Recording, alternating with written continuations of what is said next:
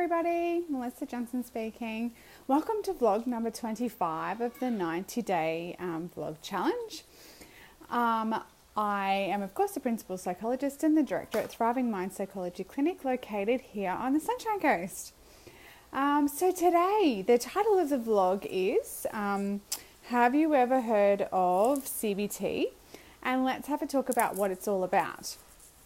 So in sort of the last 25 days, I've really talked about a few different topics, but the main underlying themes have been around, we have this unhelpful mind and this unhelpful mind chatter, which can really have an impact on how we feel and what we do. And I've also talked a lot about changing our behavior and making behavioral changes and activating our behavior and getting out and doing things without waiting for that feeling or that motivation or that thought before we go and do that. So today I really wanted to have a talk about cognitive behavioral therapy because I think it'll be a nice way to sort of tie it all together and to give you some really good understanding. We'll talk a little bit about theory of cognitive behavioral therapy, but it really will just tie it all together and help give you a good perspective and a good understanding of how it all works and why it all works and then what we can actually do about it. So cognitive behavioral therapy really is considered to be the gold standard or one of the gold standards in treatments that we utilise as psychologists and as mental health professionals in the field of treating people with mental health illnesses. But also we can use cognitive behavioural therapy for everyday life. So it really is one of the gold standards, so it's really quite important to understand and really can be quite helpful to understand. So in order to do that, I am using a bit of a drawing that I have pre-prepared to help explain a little bit about the theory that really underlines cognitive behavioural theory or cognitive behavioural therapy. I'm only going to give a very brief, sort of simple explanation today. It's quite a complex and long process. I'm not going to talk too much about it, but just to give you a bit of a brief idea of what this all is and how it all works. So here we go. I'm hoping I have flipped this the right way. So let me just get this right so you can see me. Okay, here we go. So in cognitive behavioural therapy, the essential underlying assumption is that there is a link between the way we think, how we feel, and our behaviour. And all those three domains are actually tied together. They don't operate in isolation. So what cognitive behavioural therapy suggests is our thinking has an impact on our feeling and vice versa. So sometimes how we are feeling impacts how we think. And our thinking has an impact on our behaviour. So when we're thinking in a certain way, we might behave in a certain way. And also in the opposite way, behaviour can have an impact on how we think. And of course, lastly, we have the way that we behave can impact how we feel, and vice versa, the way we feel can impact how we behave.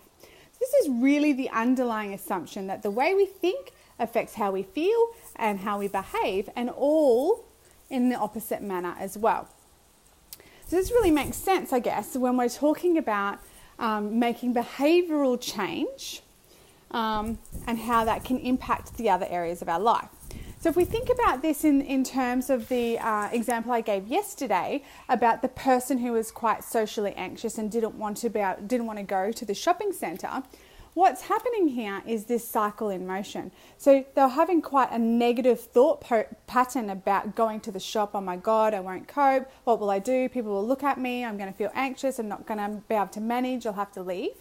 And of course, what that was doing was having an impact on, was having an impact on how they felt. So they started feeling quite anxious. And then of course that had an impact on what they did. And the behaviour was to either avoid or escape or use safety behaviours. So you can sort of see how that cycle can happen in a really negative fashion. The good thing about this though is that cycle can all occur in a positive way. So this is where in cognitive behavioural therapy we talk about making or helping people either make behavioural change here, or change in their thinking, because of course that all has an impact on how you feel.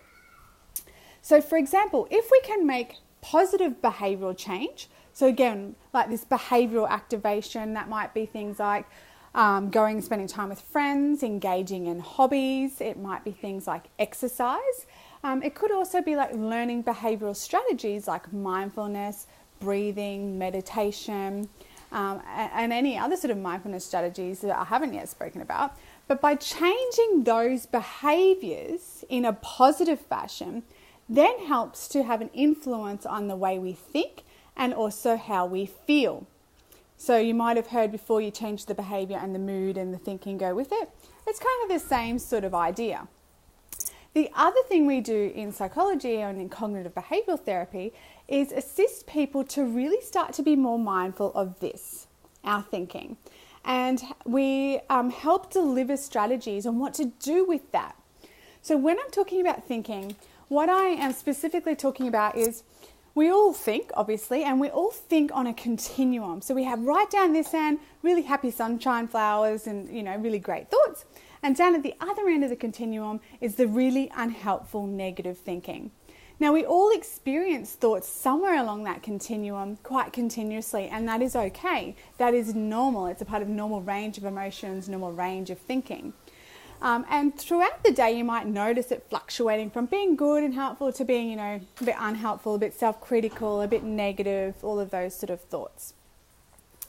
The problem is that at times when we're really quite stressed or anxious or depressed or just have a lot of life stresses, we can kind of spend a little bit too much up here in the unhelpful thinking side of things, on the unhelpful thinking side of the continuum, which of course, if you remember, the way we're thinking, if it's unhelpful, it's going to have a negative impact on the way we feel and also how we behave.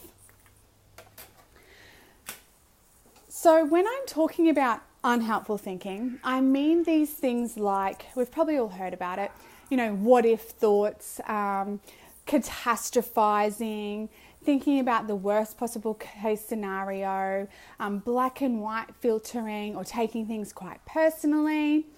There's a huge list of unhelpful thinking styles or names that we all engage in. But again, if we're doing that too often or too much, then it really starts to have quite a negative impact on our mood and our behaviours. So over the next couple of days, I'm going to actually pick a few of those unhelpful thinking styles and name them for you and give you a little bit of information. Sorry, just moving my water bottle out of the way. And sort of explain to you a little bit how they actually work. Because I think it's really helpful if we have a name for it. So if we're engaging in some sort of thinking, we go, oh, that's that what if type of thinking, or that's that catastrophizing, or that's that emotional reasoning, then it's much more easier to be able to identify it and not allow it to have such a negative impact on you. So over the next few days, that's what I'm going to be doing. I'm going to pick a few more common ones. We're going to talk about them. And I really want you just to try and be a little bit more mindful about when you are engaging in that unhelpful thinking, and really just ask yourself some questions around, is this really that helpful? Is this really the truth? And really, is this serving a greater purpose on keeping me in this unhelpful place? So that is it for me today. I see that I have had a couple of live viewers. Thank you so much for watching. Of course, you can always say hello in the comment section when you're feeling brave. So I can see who you are. Facebook actually doesn't tell me who's watching. It just gives me a little number next to an eye up there. But I hope that has been informative. I hope that gives you a bit of an understanding around cognitive behavioural therapy and that link between thinking, feeling and doing, and how that can occur in a negative fashion, but it also could be quite a positive link as well. And we really just need to work on making positive change either in our behaviour or our cognitions, our thinking, and that really has a nice flow-on effect. So stay tuned for the next few days. We're going to talk about some of this unhelpful thinking, and I'll give you some examples of how that might work. And it will really be helpful for you to be able to identify them a little bit more in future when that's happening for you. Of course, if you have found this vlog helpful, please do like or love, and feel free to share it if you know someone who might find it interesting. And until then, don't forget there's never been a better day than today to take the steps to having your thriving mind and your thriving life. Bye for now.